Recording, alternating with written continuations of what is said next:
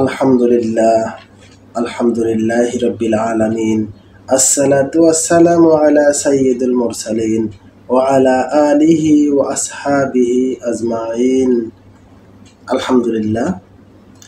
আজকে সূরা বাকারা 285 নম্বর আয়াত ঈমান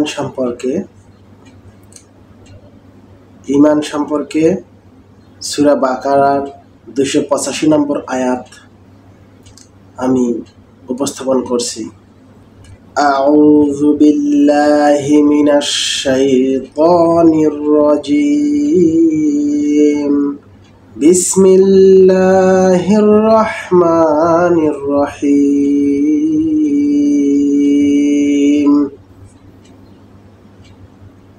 আমানার রাসূলু বিমা উনজিলা ইলাইহি মির রাব্বিহি ওয়াল মুমিনুন কুল্লুন আমানা বিল্লাহি ওয়া মালাইকাতিহি ওয়া কুতুবিহি ওয়া রুসুলিহি লা নুফাররিকু বাইনা আহাদিম মির রুসুলিহি وقالوا سمعنا وأطعنا غفرانك ربنا وإليك المصير صدقت يا ربنا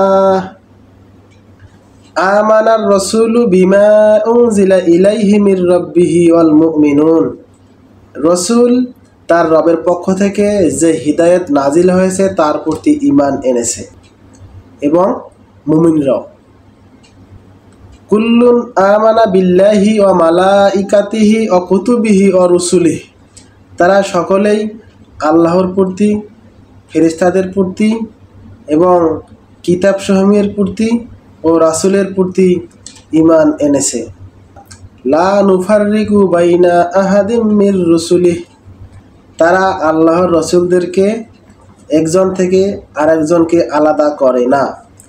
وقالوا سمعنا وأطعنا غفرانك ربنا وإليك المصير, এবং তারা বলে আমরা শুনলাম, আমরা মানলাম, এবং তারা বলে আমরা শুনলাম, আমরা মানলাম এবং আমরা তোমার কাছে ক্ষমা চাই এবং আমাদেরকে তোমার কাছেই ফিরে যেতে হবে।